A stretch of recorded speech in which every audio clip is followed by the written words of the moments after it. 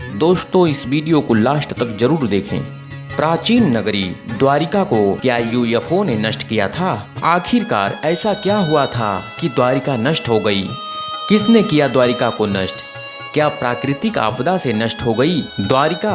क्या किसी आसमानी ताकत ने नष्ट कर दिया द्वारिका को, या किसी समुद्री शक्ति ने उजाड़ दिया द्वारिका को? आखिर क्या हुआ कि नष्ट हो गई द्वारिका और फिर बाद में यह समुद्र में डूब गई? इस सवाल की खोज कई वैज्ञानिकों ने की, उसके जवाब भी ढूंढे हैं। सैकड़ों फीट नीचे समुद्र में उन्हें ऐसे अवशेष मिले हैं जिसके चलते भारत का इतिहास बदल गया है। अब इतिहास को फिर से लिखे जाने की जरूरत बन गई है। आओ जानते हैं इन सवालों के जवाब। भारत के सबसे प्राचीन नगरों में से एक है द्वारिका।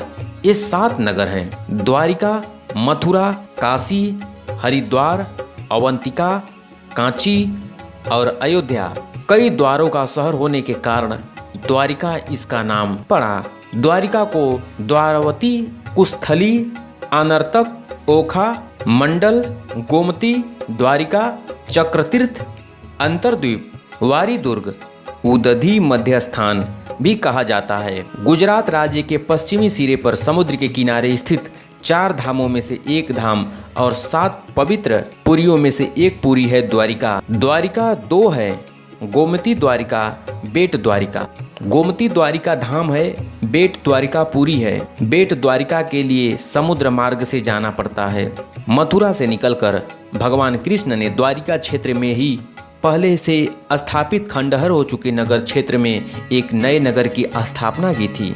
इस नगर को मैदानव और विश्वकर्मा ने मिलकर बनाया था। कृष्ण ने राजा कंस का वध कर दिया तो कंस के ससुर मगधपति जरासंध ने कृष्ण और यदुओं का नामो निशान मिटा देने की ठान रखी थी। वह मथुरा और यादवों पर बारंबार आक्रमण करता था। उसके कई मलेच्छ और यवनी मित्र राजा थे। अंततः यादवों की सुरक्षा को ध्यान में रखते हुए कृष्ण ने मथुरा को छोड़ने का निर्णय लिया। विनता के पुत्र गरुड़ की सलाह एवं कुकुम्नी के आमंत्रण पर कृष्ण कुशस्थली आ गए। वर्तमान द्वारिका नगर कुशस्थली के रूप में पहले से ही विद्यमान थी। कृष्ण ने इसी उजाड़ हो चुकी नगरी को पुनः बसाया। कृष्ण अपने 18 नए कुल बंधुओं के साथ द्वारिका आ गए। यही 36 वर्ष राज्य करने के बाद उनका देवासान हुआ। द्वारिका के समुद्र में डूब जाने और यादव कुलों के नष्ट हो जाने के बाद कृष्ण के प्रपौत्र व्रज अथवा व्रजनाथ द्वारिका के यदुवंश के अंतिम शासक थे, जो यदुओं की आपसी लड़ाई में जीवित बच गए थे। द्वारिका के समुद्र में डूबने पर अर्जुन द्वारिका गए और व्रज तथा शेष बची यादव महिलाओं को हस्तिनापुर ले गए। कृष्ण के प्रपोज व्रज को हस्तिनापुर में मथुरा का राजा घोषित किया। व्रजनाथ के नाम से ही मथुरा क्षेत्र को व्रजमंडल कहा जाता है।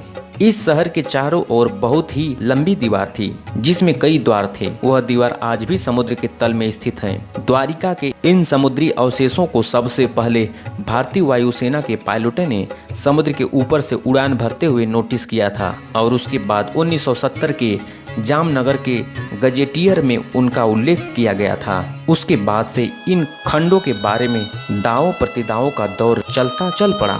बाद में आर्कियोलॉजिस्ट प्रो SR राव और उनकी टीम ने 1979-1980 में समुद्र में 560 मीटर लंबी द्वारिका की दीवार की खोज की थी। साथ में उन्हें वहां पर उस समय के बर्तन भी मिले जो 1528 ईसा पूर्व से 3000 ईसा पूर्व के हैं। पहले 2005 फिर 2007 में भारतीय पुरातत्व सर्वेक्षण के निर्देश में भारतीय नौसेना के गोताखोरों ने समुद्र में समाई द्वारिका नगरी के अवशेषों के नमूनों को सफलतापूर्वक निकाला था। उन्होंने ऐसे नमूने एकत्रित किए जिन्हें देखकर आश्चर्य होता है।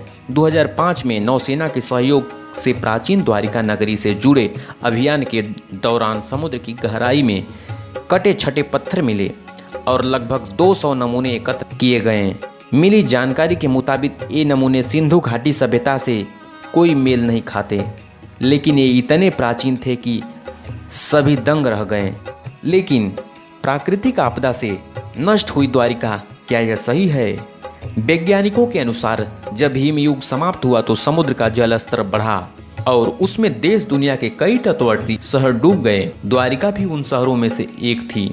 लेकिन सवाल यह उठता है कि हिमयुग तो आज से 10,000 वर्ष पूर्व समाप्त हुआ, भगवान कृष्ण ने तो नई द्वारिका का निर्माण आज से लगभग 5300 वर्ष पूर्व किया था। तब ऐसे में इसके हिमयुग के दौरान समुद्र में डूब जाने की थ्योरी आधी सच लगती है, लेकिन बहुत से पुराणकार और इतिहासकार मानते हैं कि द्वारिका को कृष्ण के देहांत के बाद जानबूझकर नष्ट किया गया था।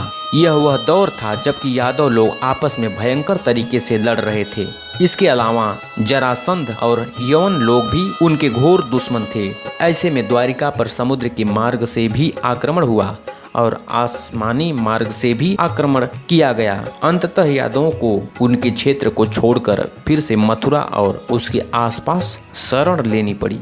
क्या एलियंस ने नष्ट किया? हाल ही की खोज से यह सिद्ध करने का प्रयास किया गया कि यह वह दौर था जबकि धरती पर रहने वाले एलियंस का आसमानी एलियंस के साथ घोर युद्ध हुआ था, जिसके चलते यूएफओ ने उन सभी शहरों को निशाना बनाया जहां पर देवता लोग रहते थे या जहां पर देवताओं के वंशज रहते थे। इस तरह एलियंस की युद्ध में द्वारिका नष्ट हो गई।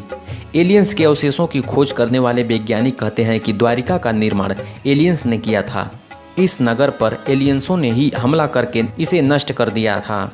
हिस्ट्री चैनल की एक डॉक्यूमेंट्री सीरीज एंशिएंट एलियंस में इस तरह का दावा किया गया था कि द्वारिका को एलियंस ने ही बनाया था और उन्होंने ही इसे नष्ट कर दिया था।